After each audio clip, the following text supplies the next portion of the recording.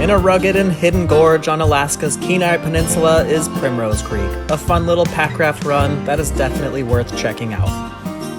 Though just over 2 miles in length, this little run packs a punch with high-quality Class 3 and 4 whitewater.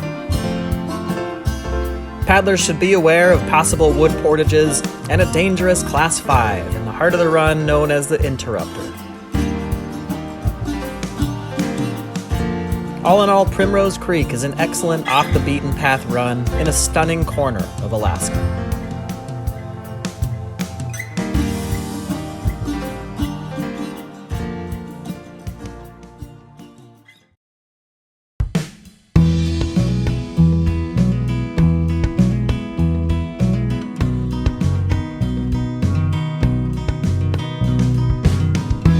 From Primrose Trailhead at mile 17 off the Seward Highway, hike 2.2 miles on a popular trail through a dense forest and up a few moderate hills. Around mile 2, you should begin to hear a large waterfall off to your right. Soon after, you reach an opening where Primrose Trail veers left and a side trail turns right into the trees. Follow the side trail to an overlook with excellent views of a 200-foot waterfall. From here, find a faint path left, then down a steep slope into the canyon. This down climb is often slippery and requires some minor scrambling. The put-in is at the confluence of Primrose Creek, the one with the waterfall, and Porcupine Creek.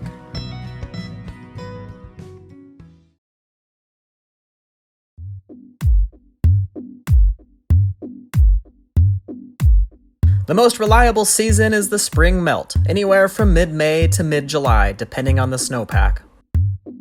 Occasional rainstorms can bring the creek back up, but these flows are unpredictable and usually don't last.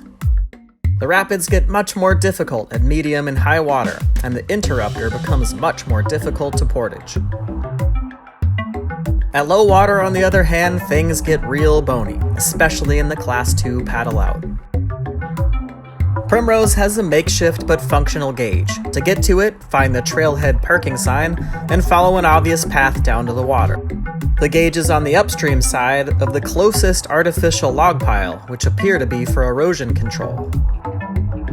Who knows how many floods and winters this little gauge will survive, but 17 inches is about the lowest level worthwhile, and 26 inches look too high for me, especially imagining the tight portage at the Interrupter.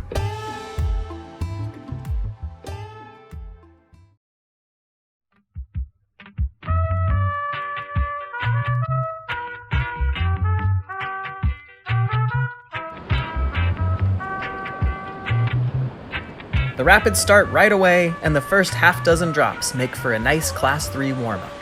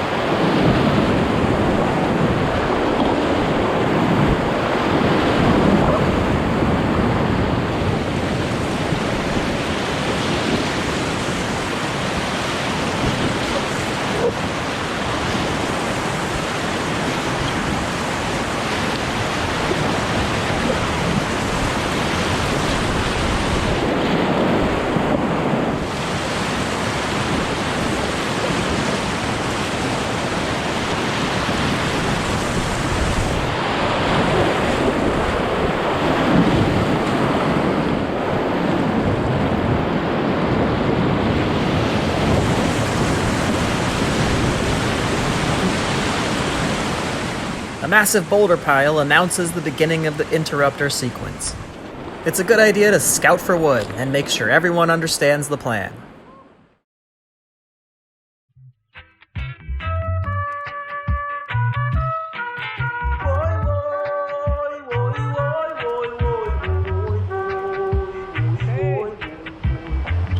Though the rapids run together, there are 5 drops that lead into the interrupter. Keep in mind that if you have carnage here, a dangerous Class 5 rapid lurks just downstream.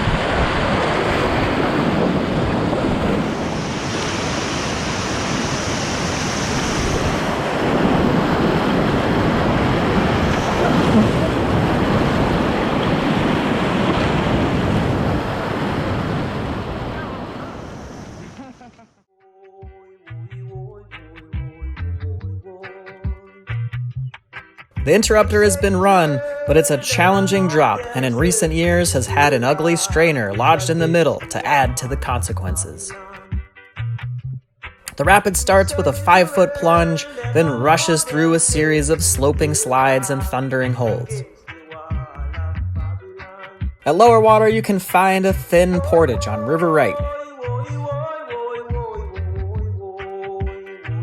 At medium or higher levels, this portage might not be possible.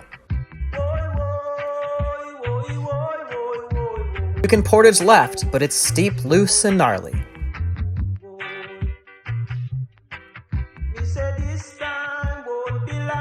Back in your boat in the pool at the bottom of the interrupter, thread past an undercut boulder.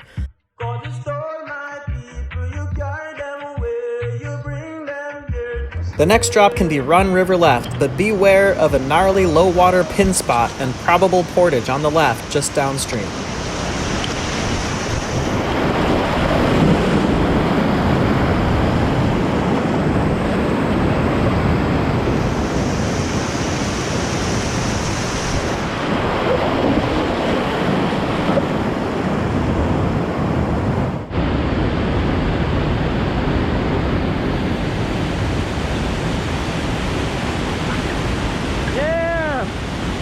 At the bottom of this portage, the sequence is over.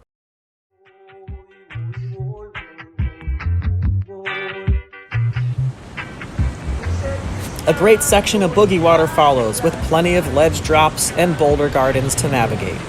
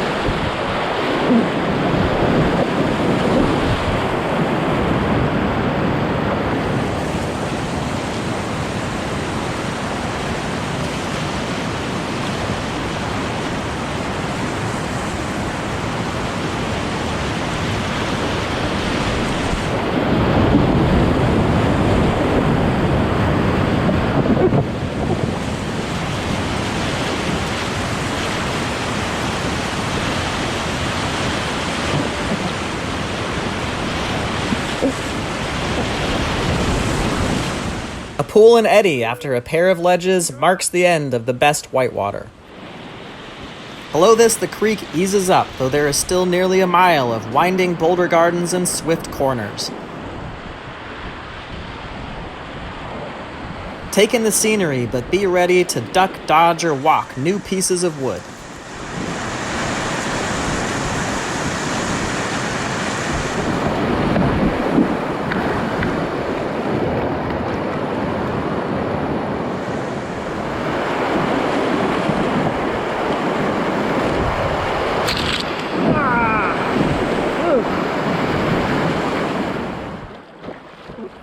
Eventually, the canyon opens up and you pass Primrose Campground.